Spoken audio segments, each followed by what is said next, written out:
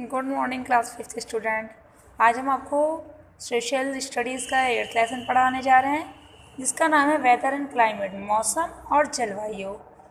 You have listen about weather and climate, do you know what is different between this two term. आपने ये सुना होगा, मौसम और जलवायु के बारे में आपने सुना होगा, लेकिन अब इसमें अंतर क्या है इसे हम आपको आगे बताएंगे। We know that air is surrounded by a thick blanket of air known as atmosphere। हम ये जानते हैं कि वो हवा जो हमारे चारों तरफ एक पतली सी चादर बनाए हुए है उसे हम लोग वातावरण के नाम से जानते हैं, एटमॉस्फेयर के नाम से जानते हैं। It prevent us from the UV rays of the sun. ये हमें सूर्य की जो यूवी किरणें आती हैं उनसे रक्षा करती है। The atmosphere gate heated up during the day and cold at night. जो ये वातावरण होता है वो दिन में गर्म हो जाता है और रात में ठंडा हो जाता है। It led to warming and cooling of land. इसी की वजह से जो ज़मीन होती है वो भी ठंडी और गर्म होती रहती है। This causes two interesting features. इसका कारण दो मेन फीचर्स हैं, दो इंटरेस्टिंग फीचर्स हैं, change in weather and change in climate. मौसम का बदलना और जलवायु का बदलना। अब वेदर क्या होता है? Weather is the condition of the air around the place on a particular day. मौसम जो होता है एक दिन का जो हवा में परिवर्तन होता है उसे उसकी स्थिति को बताता है। It may change from day to day and even hour to hour. ये दिन प्रतिदिन और घंटे प्रति घंटे बदलता रहता है। When same type of weather continue for a long time, we call it's a season। अब जब यही मौसम एक लंबे समय तक रहता है तो इसे हम लोग सीजन्स के नाम से जानते हैं। The weather effect the cloth we wear and food we eat. ये जो मौसम होता है ये हमारे कपड़े के पहनावे पे और हमारे खान पीन पे प्रभाव डालता है।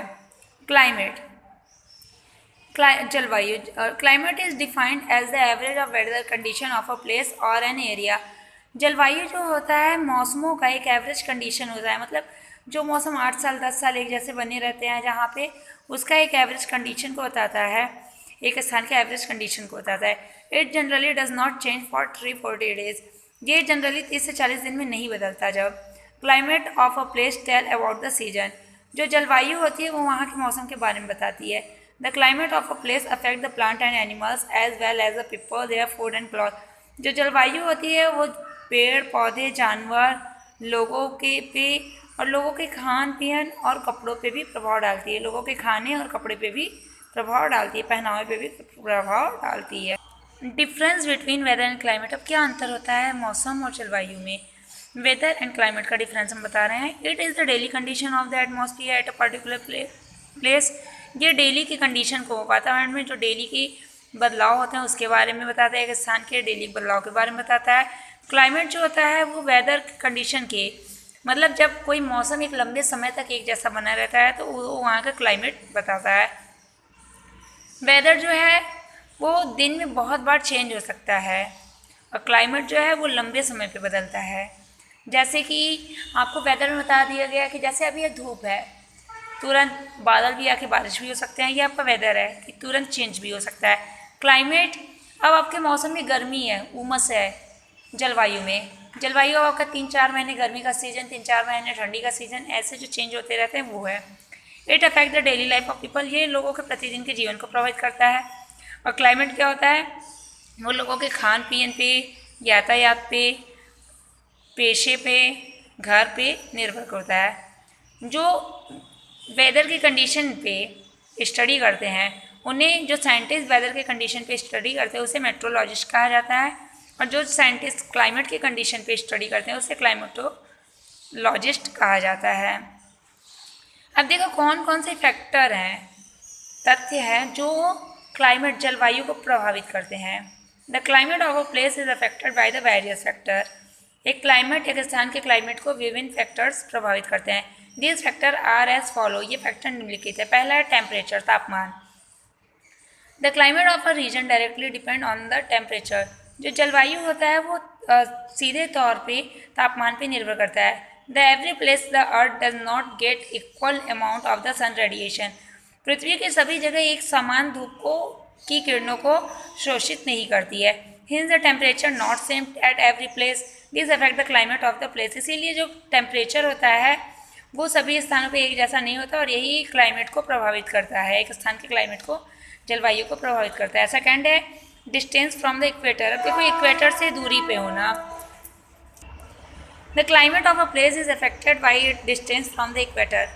जो जलवायु होती है वो इक्वेटर की दूरी को पे भी प्रभावित करती है। The place near the equator.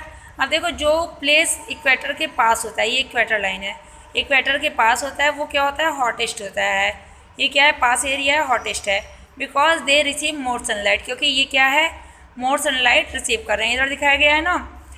और then anywhere else on the earth, बताया गया है कि ये जो होते हैं more sunlight than anywhere else from the earth, हर जगह पे जो पृथ्वी की सनलाइट है वो एक जैसे नहीं होते। The sun rays falling on the equator are vertical and spread over a small area hence the equatorial region experiments hot climate. अब देखो जो सन रेज है वो क्या है, तिरछी किरणों से जहाँ पहुँचता है वहाँ पे कम गर्मी होती है, तो वहाँ का क्लाइमेट ठंडा होता है, और जहाँ पे डायरेक्ट तौर पे पहुँचता है वहाँ पे क्या है, क्लाइमेट हॉट होता है। High above the sea level, समुद्र तल से ऊंचाई भी। Suppose there are two cities, suppose करो कि जहाँ पे दो शहर हैं। One is situated on the plains where the other lies in the high mountain, जो एक धरातल एरिया पे है और एक ऊंचे पहाड़ पे हैं। Both the cities are at the same distance, दोनों शहरों की एक सेम दूरी है। फ्रॉम द इक्वेटर, दोनों शहरों की सेम दूरी इक्वेटर से है। We should experience the same temperature in the both the cities, हम ये एक्सपीरियंस करेंगे कि क्या यहाँ पे दोनों शहरों में टेम्परेचर सेम है, but this is not so, लेकिन ऐसा नहीं होता। Actually the city in the mountain is cooler than the one in the plains, अधिकतर जो पहाड़ों पे माउंटेन एरिया पे शहर हैं वो ठंडे होते हैं ज़मीन पे रहने वाले शहरों की अपेक्षा। और rainfall, the amount of rainfall at annual distribution has a great effect on the climatic condition। जो बारिश भी होती है वो भी जलवायु की स्थिति पे प्रभाव डालती है, एनुअल डिस्ट्रीब्यूशन पे। The distribution is highly even with causes great variation of climate condition. ये जो बारिश भी होती है जहाँ पे अधिक होती है वहाँ पे नमी बना रहता है, वहाँ पे भी ठंडे वातावरण रहते हैं, और जहाँ पे कम होती है वहाँ पे गर्मी के मौसम जैसा रहता है। डिस्टेंस फ्रॉम द सी, समुद्र तल से दूरी। The climate of a place is also depend on its distance from the sea, जो एक स्थान का क्लाइमेट होता है वो समुद्र से दूरी पे भी निर्भर करता है। द प्लेस नियर द सी है मॉडरेट क्लाइमेट, वो एरिया जो समुद्र के पास होते हैं वहाँ का क्लाइमेट क्या होता है, नॉर्मल तापमान होता है, जलवायु होती है। This place experience cool sea breeze, क्योंकि ये जो एरिया होता है ये समुद्र की ठंडी लहरों को रिसीव करता है। ऑन द अदर हैंड, और दूसरी तरफ the place far away from the sea does not experience sea breeze, और वो एरिया जो समुद्र से दूर होता है वो समुद्र की लहरों को रिसीव नहीं कर पाता। They are cold in winter and hot in summer, तो ये एरिया क्या होते हैं, ठंडी में विंटर सीजन में ठंडे हो जाते हैं और गर्मियों के मौसम में गर्म हो जाते हैं।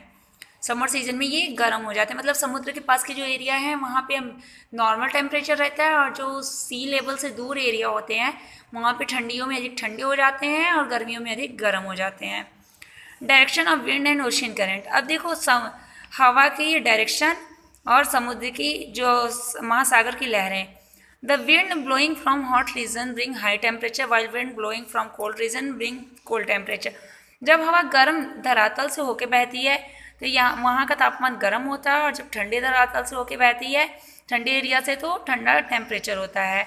Thus they affect the climate of a place to great extent, ये भी एक स्थान के क्लाइमेट को बहुत अधिक प्रभावित करते हैं। Ocean also affect the climate up to great extents, ocean have both the warm and cold current. Ocean जो है महासागर है वो बहुत अधिक जलवायु को प्रभावित करता है।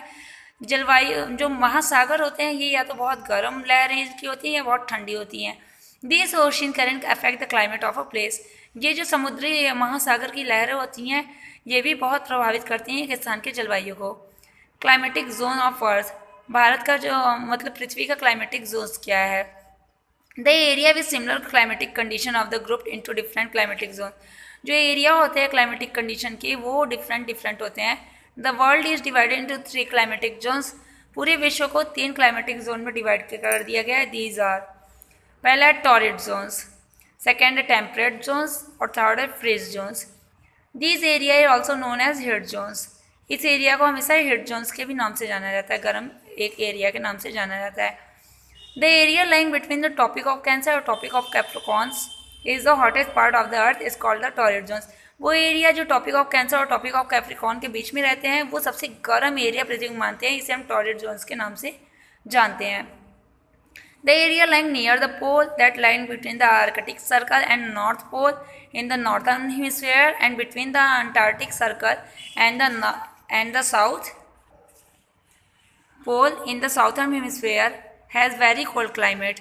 अब देखो बताया गया ये जो एरियाज है साउथर्न हेमिस्फेयर्स और आपके अदर एरियाज के, ये क्या है, ये कोल्ड रीजन्स होते हैं, मतलब आपके फ्रीज बर्फीले जगह होते हैं।